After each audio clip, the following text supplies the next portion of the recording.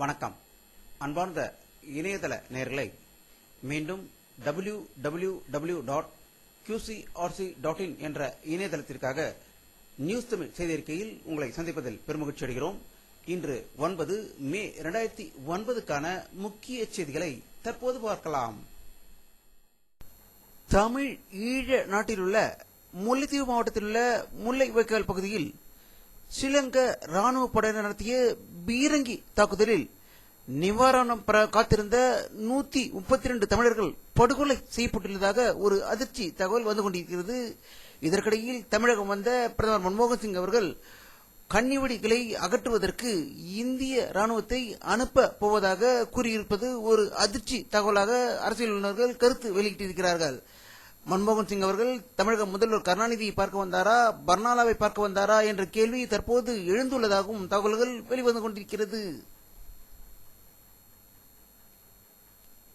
சித்திரை திருவிழாவை முன்னிட்டு மதுரையில் கள்ளழகர் பச்சை பட்டுடுத்தி வைகை ஆற்றில் இறங்கிய போது ஏராளமான மக்கள் தரிசனம் செய்ததாகவும், ஆனால் அங்கு தண்ணீர் குறைவாக இருந்ததால் மக்கள் அனைவரும் ஆற்றில் இறங்கி தெய்வ தரிசனம் செய்ததாக மதுரையிலிருந்து தகவல்கள் வந்து கொண்டிருக்கிறது. இதை பற்றி நம்முடைய அரசியல் கருத்து கேட்ட போது, வருடா வருடம் சித்திரை திருவிழா மதுரையில் மிக சிறப்பாக நடந்து கொண்டிருக்கிறது. ஆனால் அந்த கள்ளழகர் கடல் ஆற்றில் இறங்கும் போது அதன் மீது இருக்கும் பார்ப்பனியர்கள் தொடர்ந்து அதன் மீது இருந்து கொண்டிருப்பதும், திராவிடர்கள் கொடைபிடிப்பதும் விசிறி வைத்துக் கொண்டிருப்பதையும் முதலில் மாற்றி அவர்கள் கள்ளழகர் சாமி அருகில் இருப்பது என்று நடக்கிறதோ அன்றுதான் உண்மையான சித்திரை திருவிழா மதுரையில் ஏற்றுக்கொள்ளப்படும் என்று கருத்து வெளியிட்டிருக்கிறார்கள். மதிமுகவின் பொதுச் செயலாளர் திரு வைகோ அவர்கள் தேர்தல் பிரச்சாரத்தில் அவருடைய சின்னத்தை பம்பர சின்னத்தை போல சுழன்று சுழன்று பிரச்சாரம் செய்து வருவதாகவும், மக்களிடம் அவருடைய பேச்சு திறமையால் வாக்காளர்கள் கவரப்படுவதாகவும், அதிமுக கூட்டணியில் சிறந்த பேச்சாளர்கள் இருப்பதற்கு இவரும் ஒரு முக்கிய காரணம் என்று செய்திகள் வெளிவந்து கொண்டிருக்கிறது. பாரத பிரதமர் திரு மன்மோகன் சிங் அவர்கள் இன்று சென்னைக்கு விஜயம் செய்தார்.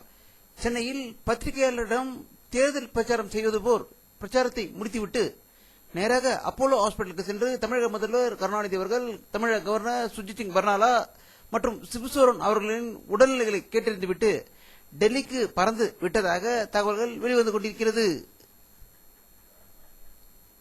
குஜராத் முதல்வர் திரு நரேந்திர மோடி அவர்கள் பாரதிய ஜனதா கட்சி வேட்பாளர் பொன் ராதாகிருஷ்ணனை ஆதரித்து கன்னியாகுமரி கூட்டத்தில் பேசிய போது, இந்தியாவில் நடைபெறும் மன்னராட்சி போன்ற குடும்ப ஆட்சியை வேறிருக்க வேண்டும் என்று சூளுரைத்ததாக கன்னியாகுமரியிலிருந்து செய்திகள் வெளிவந்து கொண்டிருக்கின்றன.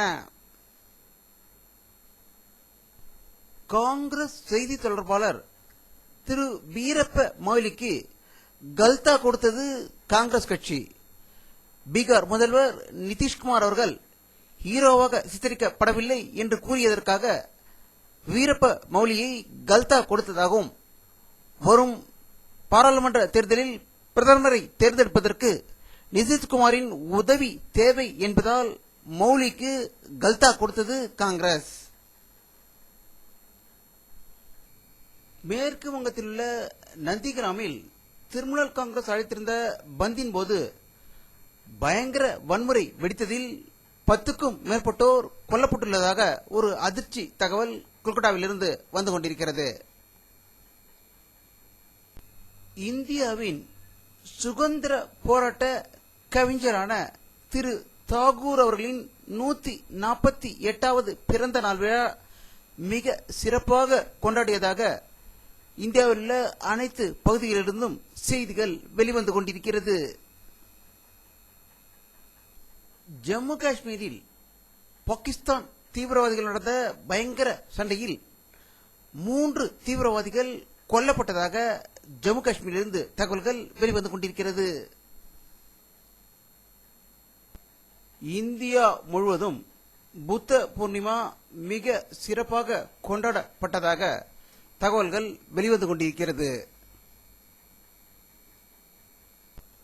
பாலஸ்தீனிய நாட்டின் வெளியுறவு அமைச்சர் திரு அகமது சோபா வெளியிட்டுள்ள ஒரு செய்தி அறிக்கையில், இந்தியாவும் பாலஸ்தீனமும் நெருங்கிய நண்பர்களுடைய நாடு என்றும் இந்தியா பல வழிகளில் பாலஸ்தீனத்துக்கு உதவி வருவதாக செய்தி வெளியிட்டிருக்கிறார்.